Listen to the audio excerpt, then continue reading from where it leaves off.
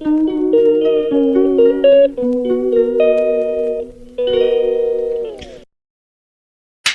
Everyone, welcome back to the channel. তো এর মধ্যে একটা ঘটনা ঘটেছিল।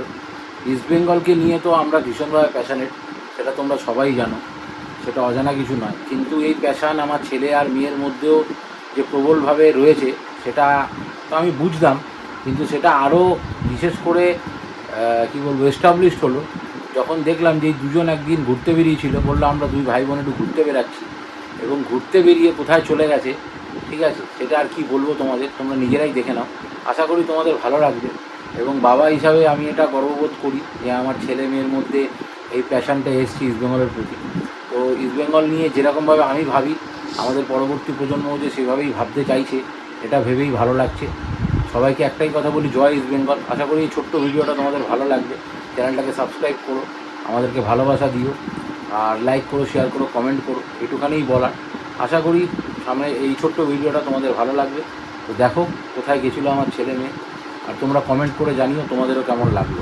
চলো, জয় ইস্ট বেঙ্গল। আমরা আজকে একটু ঘুরতে বেরিয়েছিলাম, আমি আর ভাই।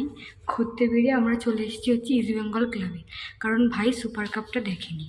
আর এখানে এসে ইস্টবেঙ্গল ক্লাবের ভেতরে যে মিউজিয়ামটা আছে, এখানে তো কোনোদিনও আসিনি, তো সেখানেই আজকে এসেছি। আর ভাই সব ঘুরে ঘুরে দেখছে, আর ভাই মনে এর আগে এসেছিল, কিন্তু আমি এটা প্রথমেই আসিস। যাই হোক, আর এই যে আমাদের গর্বের আশিয়ান, এটা আমি ব্যাক ক্যামেরা করে দেখাচ্ছি। সেই 75 সালের 5-0-তে মোহনবাগানকে হারানো। দেখতেই তো পেলে যে ওরা চলে গেছে হচ্ছে কি ইস্টবেঙ্গল ক্লাবে।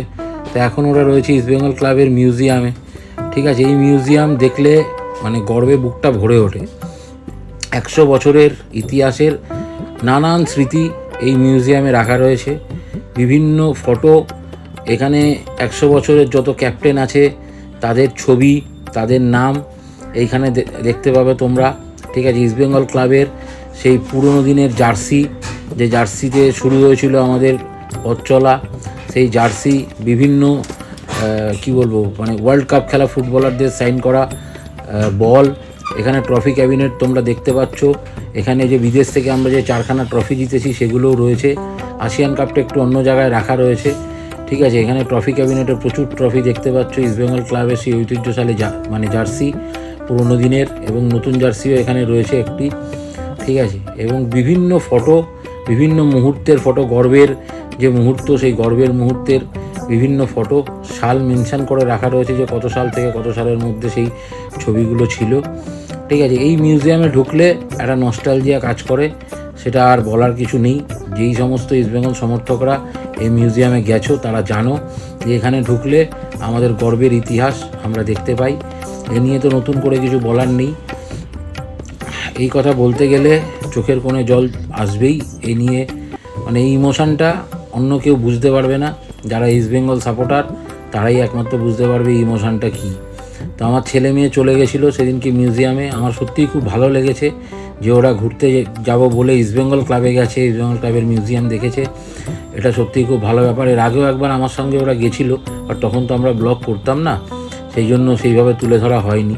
কিন্তু ওরা যে গেছে এটাই হচ্ছে বড় কথা। এই যে সেই 75-এর 5 গোলের জায়গাটা, ঠিক আছে, এই হচ্ছে আসিয়ান ট্রফি। ওপরে সুভাষ ভৌমিকের মুখাবলয় রয়েছে, ঠিক আছে। এই সেই আমাদের গর্বের আসিয়ান। পেছনে পঞ্চপাণ্ডবের মূর্তি দেখতে পাওয়া যাচ্ছে, এই সুভাষ ভৌমিকের মুখাবলয়, ঠিক আছে। এবার এই পঞ্চপাণ্ডবের মূর্তি, পঞ্চপাণ্ডব নিয়ে আমার বলার মতো বিশেষ কিছু নেই। কৃষাণুদের বুটও রয়েছে এখানে। কৃষাণুর খেলা আমি অল্প বিস্তর দেখেছি। এই হচ্ছে সেই পঞ্চপাণ্ডব, যাদের খেলা তো আমি দেখিনি, তাদের কথা আমি শুনেছি জেঠু, বাবা, দাদাদের মুখে, ঠিক আছে।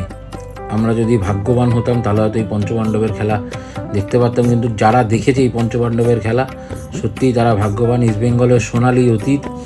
এখানে আসিয়ান কাপের সঙ্গে ফটো তুলেছে ছেলে মেয়ে, ঠিক আছে। এই আসিয়ান কাপ বলছি, সরি, সুপার কাপের সঙ্গে ফটো তুলেছে, ঠিক আছে। এখানে পঞ্চপাণ্ডবের সঙ্গেও ফটো।